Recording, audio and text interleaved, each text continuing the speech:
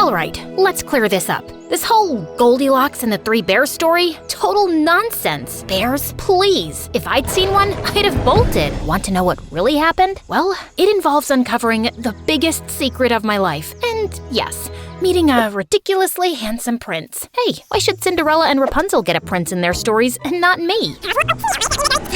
I'm Goldilocks, and I'm from Belgium. I grew up in a tiny cabin in the woods, surrounded by endless trees and animals that, spoiler alert, don't burst into songs like in the movies. It was just me, Mom, and Dad. Dad was a carpenter who made furniture out of fallen trees, and Mom sold crafts at fairs, our version of Amazon Prime. We lived simply, growing our own food, reading by candlelight, and with no electricity or Wi-Fi. I had no clue what I was missing out on. I was always super curious by nature, and Mom always warned me that it would get me into trouble, but I never listened. Goldilocks, what are you doing? The door says, do not enter. Remember, curiosity killed the cat.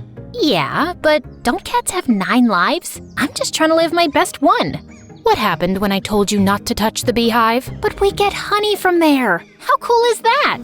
Not when your face swelled up like a balloon. Some things are better left alone. You should play it safe, like your dad and me. We work hard and life isn't always easy, but at least it's real. And by being real, you'll always fit in. But everything changed when I started high school in a small town outside the forest. After being homeschooled, I knew things would be different. I had an epic meltdown before I left. Please, just button up your shirt. You don't want to be late on your first day. But it's too tight. Then wear the blouse. It itches.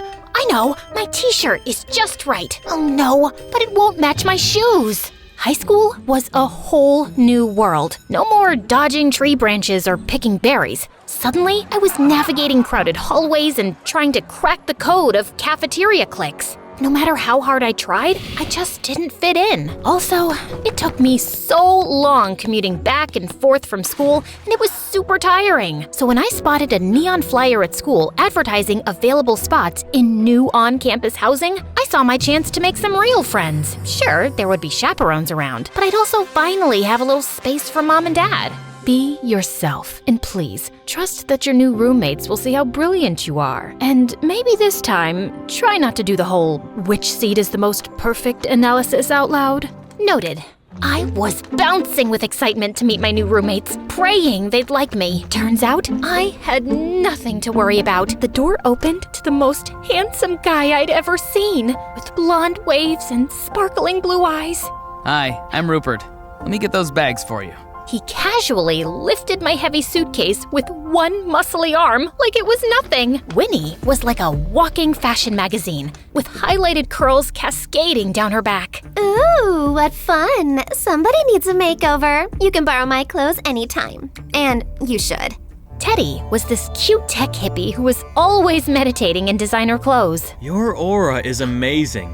Now, tell me everything about yourself. Finally, someone who wanted to know about me. We all clicked instantly. Even when I started my usual Goldilocks seating analysis, they didn't flinch. Okay, so sitting on this end of the sofa would give me a chill because it's by the door, and the other end is no good because you can't see the TV. But the middle, it's just perfect, halfway to the kitchen and the exit. Wow, I've never thought about it that way. So cute. You should live in my pocket. Please, tell me more about your seating philosophy. At first, they seemed like an absolute dream. Winnie and I would spend hours laughing as she styled me. You're practically my twin. You must come to New York and meet my family. They'll probably want to adopt you. Rupert always offered to help put up shelves and fix stuff and always wore a tool belt. Sometimes it's hard being this beautiful. I've heard it can stall your career. Teddy always complimented me and had my favorite frothy coffee in hand. Here's a little thank you. Now that you're here, the room's brighter, and the energy levels have skyrocketed. I felt most at ease with Teddy. I couldn't help wonder if he liked me, and a part of me hoped he'd ask me out. But just as I was settling in, things got weird. I started wondering where Winnie got all her clothes. She rocked the latest trends daily without repeating outfits and kept giving me tons of clothes too. Seriously, how could she afford that on a high school budget? Oh, my mom has a boutique in San Fran. I thought you were from New York. I noticed Winnie blushing. Oh, yeah, they moved because of bed bugs. Then one time, when I asked Teddy to fix the Wi-Fi, I caught him frantically searching YouTube for a tutorial. I was just double-checking. Old electrics. Better safe than sorry. The building was brand new, and wasn't he a tech guy? But the real head-scratcher came when I found Rupert coming out of a room I'd never noticed before. He was locking it up when I caught him. Oh, it's just my personal gym. I'm a bit funny about people using my equipment, so please respect that and don't go in. Here's the thing, he was never sweaty afterward. My curiosity got the better of me. And one day, when everyone was out, I stood in front of the mysterious door. Rupert must have forgotten to lock it. Mom's warning about curiosity killing the cat echoed in my head, but I couldn't resist. Just as I reached for the doorknob, I felt a presence behind me. I spun around to find Winnie. You will love this top. Let's try it on. I saw her impeccable timing as a sign to stay away. I soon had no time to think about the door, as Teddy roped me into organizing his costume party. He kept piling on tasks. Food, entertainment, costumes, and I didn't have the heart to tell him I was struggling. I spent most of my time fixing my mistakes to make sure his party was perfect. Finally, on the day of the party, as my roommates were getting dressed up, I was sitting out snacks when something shiny caught my eye. The key to Rupert's room. I grabbed it and rushed to the mysterious room. I put the key in and the door opened. Inside was a dimly lit room with monitors showing live feeds from the communal areas. The lounge, kitchen, hallway, even outside Rupert's so-called gym. Has Rupert been spying on all of us? Why? Then, I noticed a desk cluttered with files, each labeled with our names. I flipped open Winnie's. Her real name was Lisa, and she was an actress from San Francisco. The scripts, planned scenarios, and highlighted drama moments told me everything. I wasn't just living with strange roommates. I was the star of a reality TV show. My heart raced as the truth hit me. The friendships, the laughs, the attention, it was all a setup. No wonder Winnie had endless clothes, Rupert posed with tools, and Teddy paid me attention. Because of the cameras. Just as I was about to leave, I turned and saw 3 bears. I grabbed something to defend myself when I heard a familiar voice. Looks like the cat's out of the bag. I'm sorry for giving you all those tasks to organize my party, but I wanted to distract you from finding out about the reality show. I bolted, not wanting to be around them. No, wait! Goldilocks, let me explain more! I ran out the door, and to my surprise, they followed me. I stopped and turned to them angrily. Go away! You used me! Winnie stepped forward and put her paw softly on my arm. Listen, if you sign this contract agreeing to be in the show, you'll make tons of money. Just think about it. You could give your parents everything they've ever wanted. You've told us how much they struggle. They'd never have to work another day in their lives. Please, Goldie, don't take this away from us. From me. Modeling is my dream.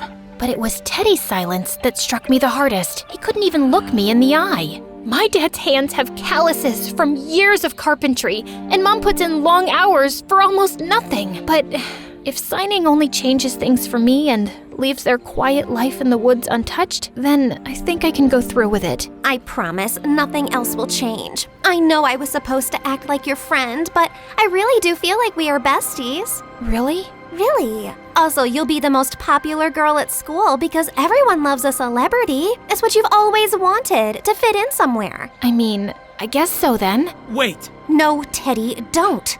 Once this thing airs, everything will change for you. The paparazzi will be camping outside your parents' house, hoping to catch you on a visit. Oh no, the trees, the woodland, it'll all get disturbed. Come on, who really cares about nature? Goldie and her parents would have better lives. They could even add a pool in the backyard. Aren't you curious about how much their lives could change? Just sign the contract. I thought about telling Mom and Dad they could finally live in luxury, but would they really want that? Would I? No, because the woods don't deserve it, and I won't be the girl who traded everything real for fake friends and a pool I never wanted. I'd rather be alone and live in the forest. I ran off. Behind me, I heard the roars and cries as Winnie and Rupert realized their TV reality dreams were over. I had reached the forest when I heard someone behind me. It was Teddy, now out of the bear costume, who'd followed me all the way here. Just hear me out, then I'll go. I'm sorry, Goldie. Hurting you was never my intention. The producers of the show wanted to bring something different to the cast. Not an actress or model, but a person living a simple life. It was decided it would be kept a secret from you, because you might not have agreed to be on the show otherwise. I know it's wrong, and you shouldn't have been made a part of this without your consent. I only agreed to do the show because my dad thought I needed to experience life without butlers and chefs, but I never expected to meet someone like you. Your background makes you so special. I got so nervous around you, I couldn't think. Like when you asked me to fix the Wi-Fi. Turns out, Teddy's dad is the freaking king of Norway. Anyway, a family out on a picnic had caught me on camera talking earlier to Winnie, Rupert, and Teddy in their Teddy costumes. The footage soon went viral, and the internet was buzzing about the girl who befriended 3 bears who had escaped from the forest. Prince Theodore, yes, Teddy, reached out after it all came out, and before I knew it, we were dating. Our families soon met, bonding over my mom's homegrown meals, hikes, and a few glitzy parties. But the best part? The king renewed his love for nature and promised to protect my parents' land. So, when you hear the tale of me and 3 bears, just remember, sometimes a little curiosity leads to discovering that high school friends can be as ferocious as grizzly bears.